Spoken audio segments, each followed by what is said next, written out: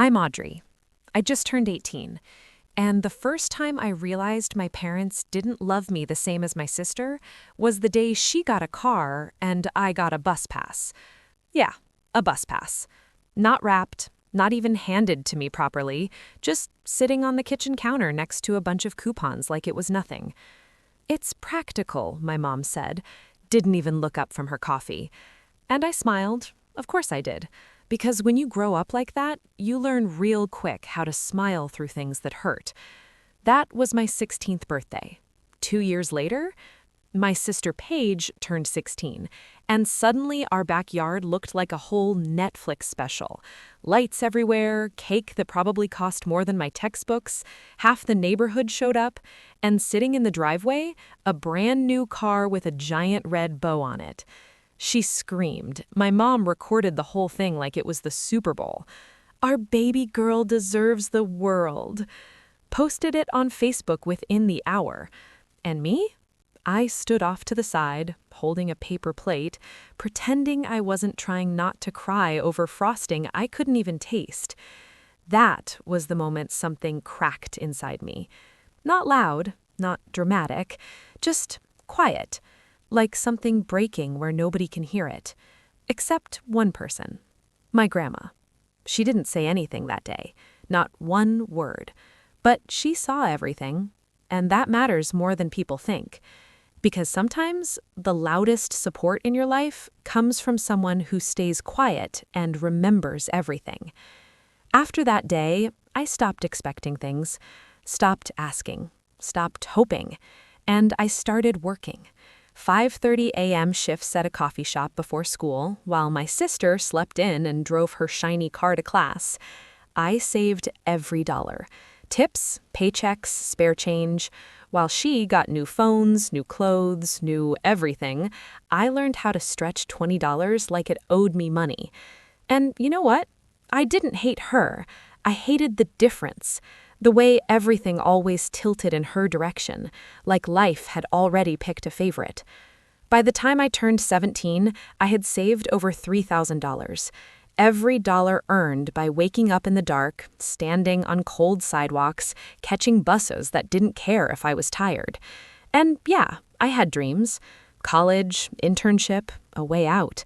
But there was one problem. No car. And where I needed to go, no bus. I asked my parents. "Just help with the difference," I said.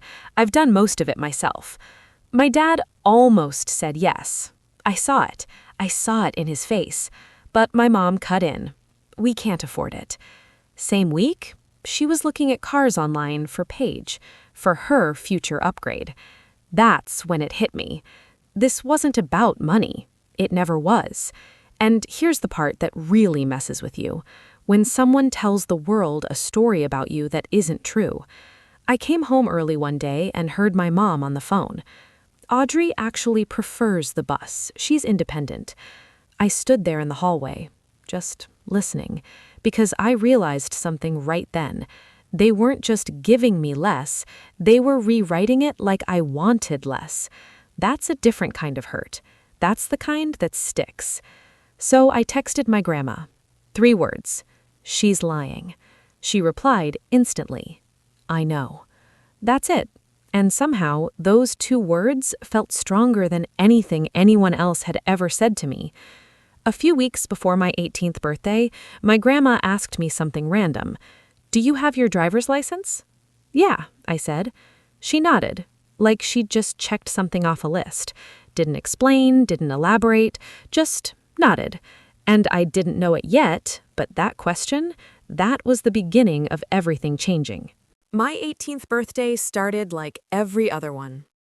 Quiet, normal, forgettable. $50 from my dad, a quick happy birthday from my mom, my sister grabbing her keys and heading out like it was just another day. Dinner? Lasagna. Not even my favorite. But I didn't say anything. I never did, because at that point, I wasn't expecting anything anymore. Then the doorbell rang, and everything changed. My grandma walked in, dressed up, serious, followed by my uncle, my aunt, even the neighbor. No gift bags, no balloons, just people. And I didn't understand it yet, but she didn't bring presents. She brought witnesses.